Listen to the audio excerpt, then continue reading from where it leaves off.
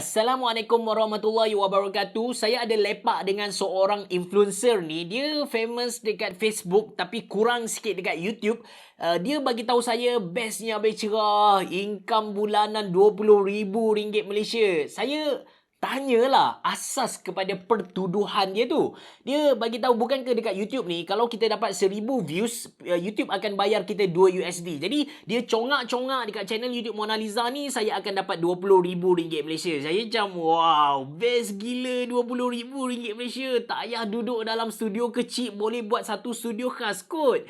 Saya nak perbetulkan benda ni. Anda tengok gambar yang saya tunjuk kepada anda ni dan anda perhatikan dua video yang saya highlight. Satu video yang pantang larang dan satu lagi video yang asalnya nak buat titik-titik-titik. Kalau kita judge based on number ataupun views, video untuk pantang larang, views dia lagi rendah kalau nak dibandingkan dengan satu lagi. Tapi payment dia lagi tinggi. Okey, anda tengok satu lagi video yang saya highlight tu, video belajar edit video, views dia 10,000 je. Tapi payment dia lagi tinggi kalau nak dibandingkan dengan video dekat bawah dia, barang komputer yang tak penting tu. Sedangkan views dia rendah. So, apakah faktor yang menentukan kadar pembayaran kepada seseorang YouTuber? Kalau anda selama ni memang duk tanya benda tu, maka anda berada di video yang tepat sebab itulah yang saya akan bincangkan dalam video kali ini. Anda bersama saya Ashraf Jeffrey dalam channel YouTube Mona Lisa. Dekat channel YouTube Mona Lisa ni kami publish video hari-hari,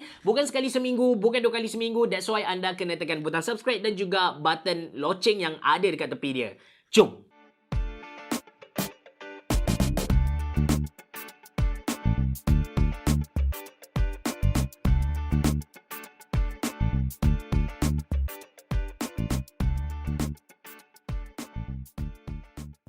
Okey, sebelum saya masuk ke topik utama video kali ni kan, saya just nak bagi tahu kepada anda apa yang influencer tadi cakap bukanlah salah semata-mata. Memang ada website yang kita boleh pergi dekat sana, kita masukkan bilangan views and kita akan dapat estimation income untuk YouTube tu pada bulan yang tersebut. Cuma itu adalah estimation semata-mata, bukanlah satu angka yang tepat.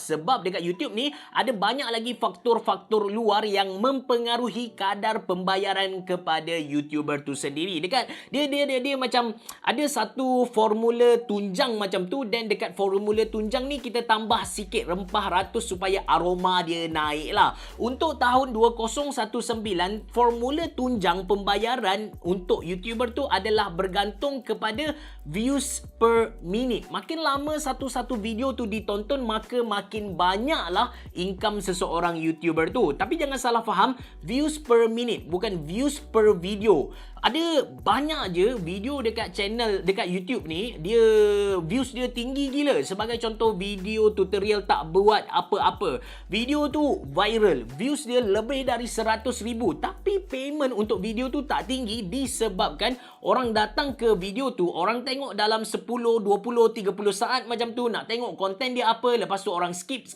dan pergi kepada next video. Jadi payment dia tak tinggi. Cuma jangan salah faham, saya tak kata views dekat satu-satu video tu tak penting.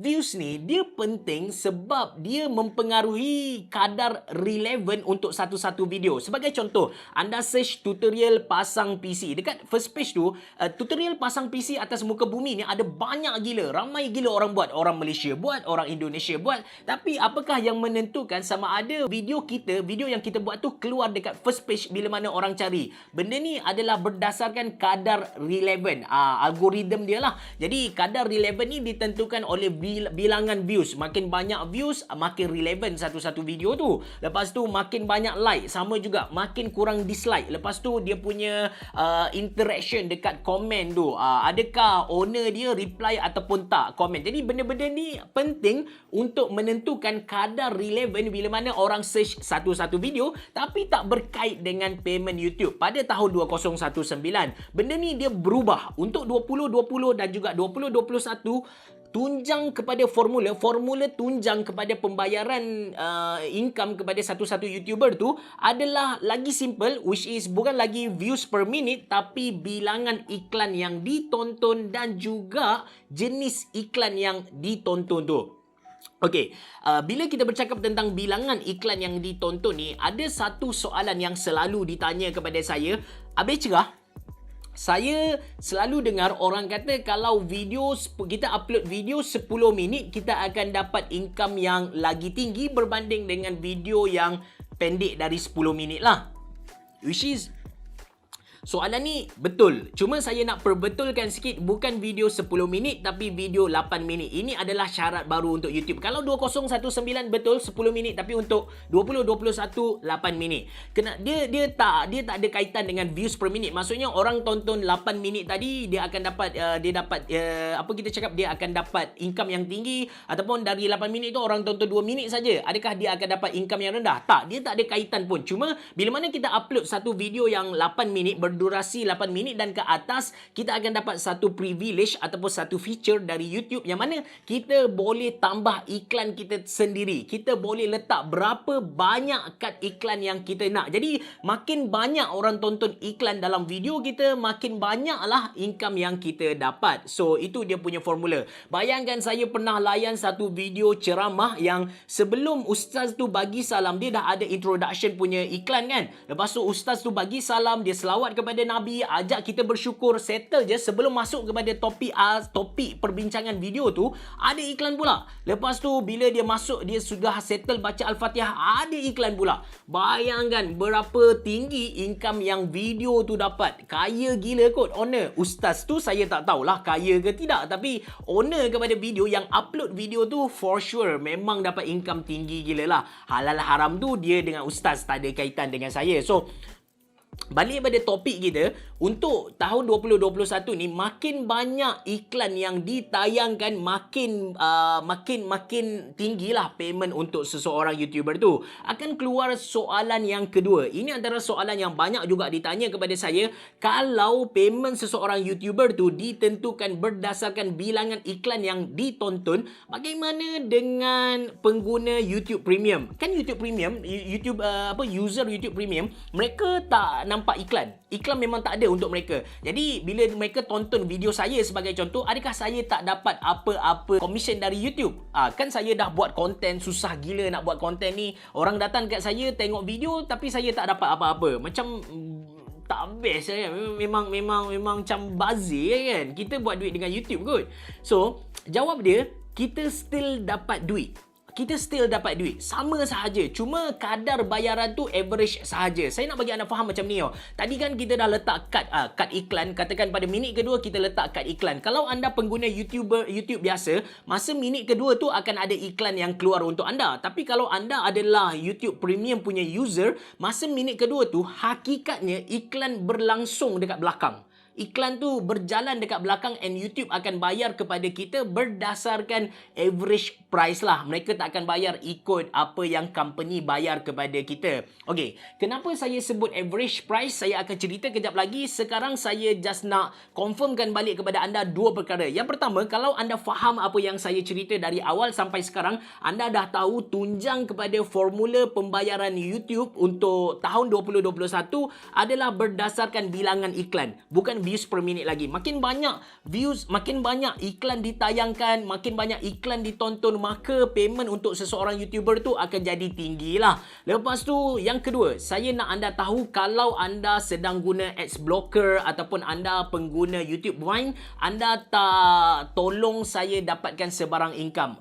Kita tak akan dapat apa-apa duit dari pengguna ads blocker ataupun YouTube Vine. Sebab benda tu illegal dan dia stop iklan tadi kan. Dan kita dapat duit dari iklan. Anda kena faham, dekat YouTube ni kita bukan dibayar dari YouTube. YouTube bukan bayar kita, Google bukan bayar kita, tapi kita dibayar oleh syarikat yang nak guna platform YouTube ni untuk iklankan produk mereka. Jadi kita pergi kepada topik average price tadi, yang mana macam saya bagi tahu, kita tak dibayar oleh Google, kita tak dibayar oleh YouTube. Sebaliknya, kita dibayar oleh company yang nak guna platform ataupun video kita untuk iklankan produk mereka. Sebagai contoh, McDonald lah. Okey, saya bagi contoh McDonald. Bila Sebenarnya bila kita bercakap tentang pembayaran YouTube ni, memang dia akan kembali kepada syarikat yang nak beriklan tadi. Bila beriklan ada dua tujuan utama. Yang pertama kita panggil dia sebagai hebahan, dan yang kedua adalah untuk jualan lah, untuk sales. Dia nak convert orang yang tengok video dia tu untuk beli produk dia, sama ada dengan cara tekan link ataupun kena pergi dekat video yang mereka tayangkan kepada kita lah. So untuk hebahan ni, dia punya pembayaran tu tak tinggi. Macam MACD pergi dekat Google, okay Google, aku bayar kau RM1,000 Malaysia, aku nak kau sebarkan berita aku ni ataupun produk aku ni kepada 1,000 pengguna. Jadi Google mampu sebarkan benda tu tanpa kisah siapa yang tonton video tu. Budak-budak ke, orang gila ke, tak kisah. Video tu mampu convert kepada sales ataupun tidak, mereka tak kisah. That's why payment iklan yang bersifat hebahan ni tak tinggi sangat lah. Yang kedua, iklan yang bersifat nak jual produk, yang mana nak klik tu, MACD pergi dekat Google, dia bagi tahu, okay Google, aku nak bayar kau RM1,000 Malaysia, tapi dengan RM1,000 Malaysia ni aku nak 1,000 orang membeli. Google bagi tahu, mustahil benda tu, susah, aku tak boleh jamin. Tapi kalau kau nak, aku berani garanti kepada kau, RM1,000 ni aku akan tayang kepada orang-orang yang berpotensi untuk klik produk kau. Orang-orang yang betul-betul dapat duit lah, senang cerita. Jadi iklan ni akan ditayangkan kepada, kita cakap, bukan kanak-kanak, bukan orang gila, orang-orang yang dah di-study oleh Google. Google tengok, dia punya video-video yang dia tengok macam mana, lepas tu Google study dia punya data, dari situlah dia akan tayangkan iklan tadi. Kita tengok itu dari perspektif yang atas sikit. Jadi sekarang kita tengok dari perspektif YouTuber tu sendiri. Kalau bilangan penonton berkualiti yang bukan kanak-kanak, senang cerita bukan kanak-kanak lah, banyak dekat dia punya video, maka payment yang dia dapat akan jadi lagi tinggi. Tapi kalau video dia ni penuh dengan kanak-kanak, iklan yang bersifat hebahan sahaja, jadi dia punya income tu akan jatuh sikit lah. Itu yang pertama. So ini yang menentukan kadar bayaran untuk satu-satu iklan tu. Yang kedua, yang menentukan kadar bayaran untuk satu-satu iklan juga ialah di mana video tu ditonton. Kan saya bagi tahu kepada anda tadi, yang bayar kepada YouTuber bukanlah Google ataupun YouTube tu, tapi syarikat yang nak iklan tu. Jadi dekat sini tricky sikit, yang mana kalau kita kena faham, MACD Malaysia dengan MACD Jepun, dia punya bajet untuk marketing tu sedikit berbeza. Katakan dekat Malaysia ni dia sanggup bayar RM10 untuk satu views, dan untuk satu views iklan lah, bukan video tu, tapi satu views iklan tu. Tapi MACD Jepun dia sanggup bayar RM1,000. Jadi RM1,000 bersamaan dengan RM40 Malaysia. Jadi kalau video kita diupload dekat Malaysia tapi ditonton dekat Jepun, maka kita akan dapat bayaran dari Jepun lah, MACD Jepun. So income kita akan jadi lagi tinggi. So ini beberapa faktor yang mempengaruhi kadar bayaran kepada seseorang YouTuber untuk tahun 2021. Ada lagi beberapa faktor yang saya tak terangkan dalam video ni. Kalau saya terangkan, dia akan drag jadi panjang gila. Yang tu kita kena berlaga lutut lah. Kalau nak tahu dengan lebih detail, kena PM tepi lah, harga dia lain lah kan.